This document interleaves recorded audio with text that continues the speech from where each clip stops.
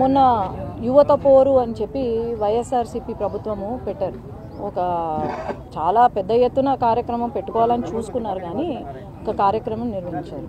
దాంట్లో భాగంగా కొంతమంది నాయకులు అనవసరంగా పిచ్చి పిచ్చి మాటలు మాట్లాడుకుంటూ, మరి మొన్న ఎవరో సిద్ధార్థరెడ్డి వచ్చి మాట్లాడాడు.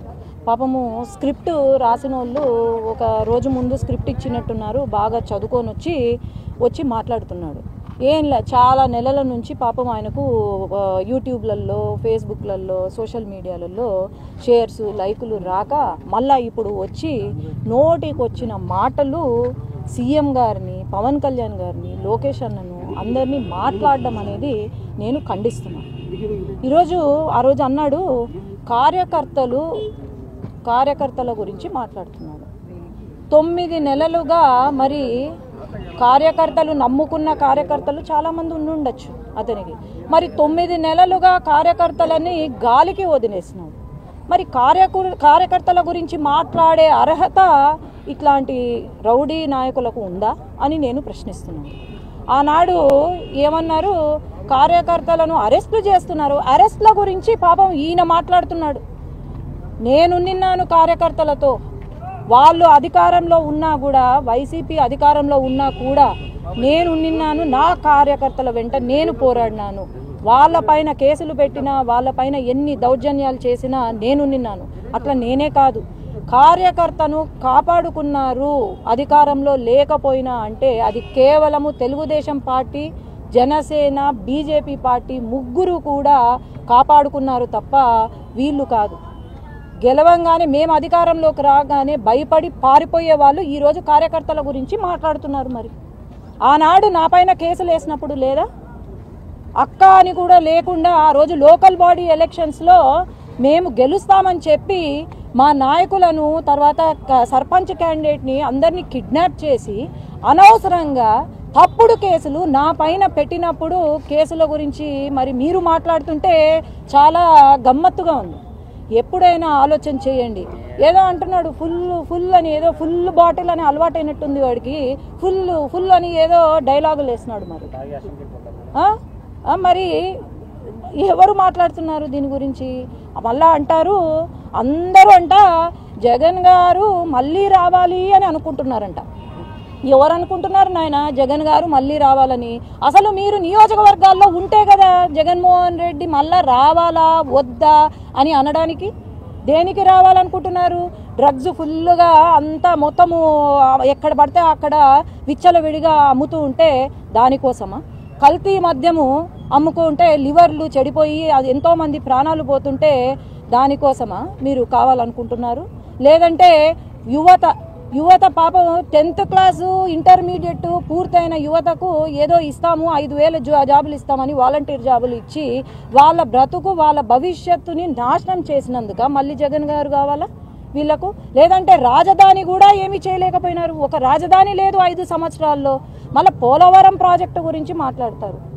అసలు అవగాహన ఉందా? చదువుకున్న వాళ్ళు, చదువుకోని వాళ్ళు కూడా ఈరోజు ఇన్ని పెద్ద మాటలు మాట్లాడుతుంటే నిజంగా ఆశ్చర్యంగా ఉంది. ఎప్పుడైనా గుర్తుపెట్టుకోండి, పెద్దవాళ్లకు మర్యాద ఇవ్వడం నేర్చుకోవాలా. అంతేగాని మర్యాద లేకుండా ఒక సీఎంని, డిప్యూటీ సీఎంని, ఎడ్యుకేషన్ మినిస్టర్ని మాట్లాడితే మాత్రము నేను ఊరుకునేది లేదు. మీరు ఏమన్నా అనుకోండి, మాకు చేసిన అన్యాయం గురించి మర్చిపోయినట్టున్నాడు మహానుభావుడు. మళ్ళా ఏందో కొండను బద్దలు కొట్టి ఎలకను పట్టినట్టు అంట. మీరు చేసిన అవినీతి కొండలేమి బద్దలు కొట్టాల్సిన అవసరం లేదు. మీలాంటి ఎలకలను పట్టాలంటే కొండలు అవసరం లేదు నాయన. మా లాంటి సీఎం గారు ఉంటే అన్యాయం ఎక్కడైతే జరిగిందో అక్కడ వాళ్ళను ఖచ్చితంగా శిక్షిస్తారు. వాళ్ళకి ఇంకోసారి జరగకుండా మేము వెంట ఉంటామని నేను ఈరోజు తెలియజేస్తున్నాను.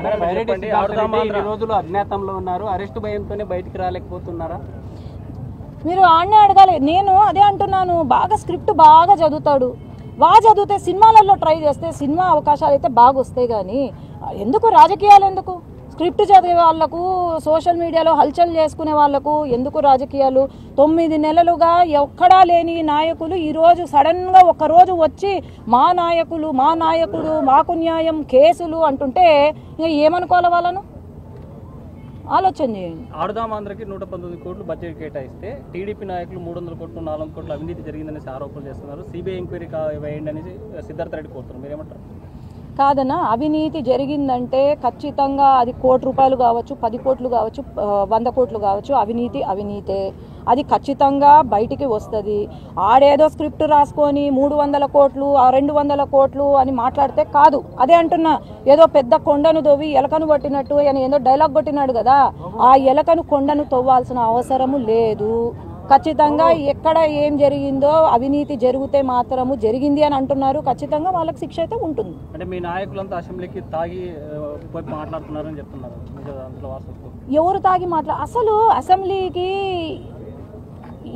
వీణ కనీసము నియోజకవర్గంలోకి రావట్లేదు. మరి అసెంబ్లీలో తాగుతున్నారు అని మాట్లాడతాడు. ఎవరు తాగుతున్నారు? వాళ్ళు గుట్కా ఆడ క్యాసినోలు నడిపినప్పుడు లేదా డ్రగ్స్ విపరీతంగా 5 సంవత్సరాల క్రితం విపరీతంగా స్కూల్ పిల్లలు కూడా డ్రగ్స్ తీసుకుంటూ ఉన్న ఇవి చూసాం మనము. అట్లాంటప్పుడు మరి తాగి అసెంబ్లీకి వెళ్తున్నారు అని అంటాడు. ఎట్లా అంటాడు తాగి అసెంబ్లీకి వెళ్తాడు అని? నేను చూపిస్తా ఎవరు తాగుతున్నారు, ఎక్కడ తాగుతున్నారు. మీ విజయవాడ కేంద్రము, విశాఖపట్నం కేంద్రము, లేదంటే హైదరాబాద్ కేంద్రాల్లో ఏమున్నాయి, అన్ని ఏమి కార్యక్రమాలు జరుగుతున్నాయి కూడా నేను చూపిస్తాను.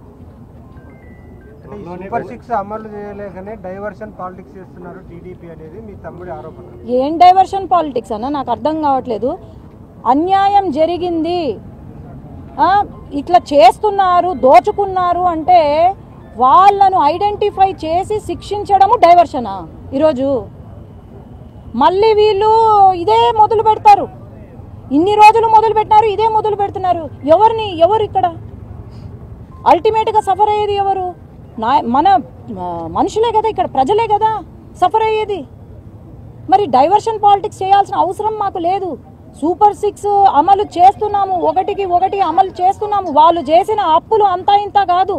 వెంటనే మనకు సూపర్ 6 అమలు కావడానికి మెజిషియన్స్ కాదు వెంటనే. కానీ అయినా కూడా ఇన్ని కష్టాలు వచ్చినా కూడా సీఎం గారు మనం సూపర్ 6 అమలు చేయాలని చెప్పి ముందుకు తీసుకెళ్తున్నారు అంటే దాన్ని అప్రిషియేట్ చేయాలి. కానీ నోటికి వచ్చింది ఎవరో డైలాగులు రాస్తే మాట్లాడడం కాదు. ఈరోజు ఒక కార్యకర్తకు అండగా ఉన్నారా చెప్పమను. అండగా ఉండుంటే మరి ఎందుకు లేరు? నియోజకవర్గాల్లో ఎందుకు లేరు? వీళ్ళు మాట్లాడుతున్నారా తాగుబోతుల గురించి, లేకపోతే తాగడము డ్రగ్స్ గురించి వీళ్ళు మాట్లాడితే ఏందన్నా? మరి సాధింపు చర్యలు చేపడుతున్నారు.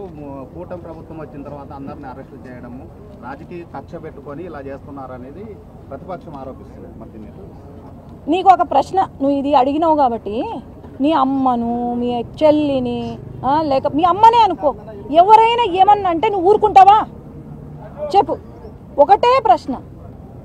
తల్లికి పుట్టిన వ్యక్తిగతం కాదు, ఇది వ్యక్తిగతం కాదు, వ్యక్తిగతం కాదు, వ్యక్తిగతం కాదు ఇక్కడ. ఇది వ్యక్తిగతం కాదు. వాళ్ళు చేసినవి వాళ్ళు ఇప్పుడు బయటికి వస్తున్నాయి, ఒకటిగా బయటికి వస్తున్నాయి. కానీ వ్యక్తిగతం అని నేను చెప్పట్లేదు. ఈరోజు నా పైన కేసులు పెట్టినారు, నా తల్లి గురించి మాట్లాడినారు ఎన్నికల టైంలో. నా ఏమీ తెలియని వ్యక్తి, పాపం బయటికి కూడా అడుగు పెట్టని వ్యక్తి గురించి ఈరోజు ఆనాడు మాట్లాడినారు. నేను మర్చిపోతానా? ఎవడైనా మర్చిపోతాడా? తల్లి గురించి, చెల్లి గురించి, భార్య గురించి మాట్లాడితే మర్చిపోతారా? ఆయన అక్కడ జగన్మోహన్ రెడ్డి అనను, జగన్ గారు అక్కడ ఆయన తల్లి లేకపోతే చెల్లిని అంటున్నాడు. ఈడ కూడా అదే. ఆయన ఎట్లున్నారో ఇక్కడ నాయకులు కూడా అదే చేస్తున్నారు. విలువలు లేవు, మహిళల పైన విలువ, అసలు రెస్పెక్ట్ లేదు వీళ్ళకు. ఇది వ్యక్తిగతం కాదు. వాళ్ళు చేసిన పాపాలు వాళ్ళే, ఏమైతే వాళ్ళు చేశారో అది బయటికి వస్తుంది. స్కామ్స్ ద్వారా బయటకు వస్తున్నాయి. అట్లాంటి వాళ్ళు నేను ఎందుకు చెప్తున్నానంటే, మహిళల పైన గౌరవం లేని వాళ్ళు ఖచ్చితంగా ఇట్లాంటి పనులు చేస్తారు. అర్థమైందా? ఇట్లాంటి పనులు చేస్తారు కాబట్టే వాళ్ళు బయటికి పడుతున్నారు. అర్థమైందా? రమ్మను, నేను సిద్ధంగా ఉన్నా. తమ్ముడు అనద్దయ్యా, నేను అదే చెప్తున్నాను. బైరెడ్డి వంశాన్ని కాపాడిందంటే ఈరోజు బైరెడ్డి శబరి, బైరెడ్డి సిద్ధార్థ కాదు. ఆడికి ఎక్కడి నుంచి వచ్చిందండి బైరెడ్డి పేరు? బైరెడ్డి రాజశేఖర్ రెడ్డి ద్వారా పేరు తెచ్చుకున్నాడు. అంతేగాని బైరెడ్డి సిద్ధార్థ రెడ్డి అని అనద్దండి. ఎక్కడ కూడా బైరెడ్డి అనద్దండి. అది నా సొంత పేరు, నా ఇంటి పేరు. వాడికి ఒక పేరుంది, సిద్ధార్థ రెడ్డి అని ఒక పేరుంది. వీలైతే బైరెడ్డి సిద్ధార్థ రెడ్డో అని అనండి. అంతేగాని బైరెడ్డి బైరెడ్డి అంటే అది నన్ను అన్నట్టు, నా ఫ్యామిలీని, నా కుటుంబాన్ని అన్నట్టు అవుతుంది. ఎవరండి వాళ్ళు? ఏం న్యాయం చేశారు ఈరోజు? ఏం మంచి చేస్తున్నారు చెప్పండి, ఒక్క మంచి పని చూపించండి నాకు. లేదు కదా మరి. బైరెడ్డి సిద్ధార్థ రెడ్డి అని డైరెక్ట్ పేరు ఆయనే పెట్టుకుని బ్యానర్స్ కానీ లేకపోతే ఎక్కడ రాసిన అధికారికంగా నేను అదే చెప్తున్నా, నువ్వు ఏమన్నా పెట్టుకో, ఇంటి పేరు ఏం పోదు, కానీ వాళ్ళకు కూడా ఒక పేరుంది కదా, సిద్ధార్థారెడ్డి అని పేరుంది కదా. ఎందుకు ప్రతిసారి బైరెడ్డి బైరెడ్డి అనేస్తారు? బైరెడ్డి అంటే ఇంటి పేరు. మీరు ఒక ఇంటి పేరుని వాడుతున్నారంటే అది మొత్తం ఇల్లు మా ఇంటిని అన్నట్టు, అర్థమైందా? అది పేరుంది. ఇప్పుడు ఈరోజు బైరెడ్డి అంటే ఏ బైరెడ్డి? నేనున్నాను కదా, ఒక ఎంపీగా నేనున్నా. Byreddy Sabari is MP of Nandyal.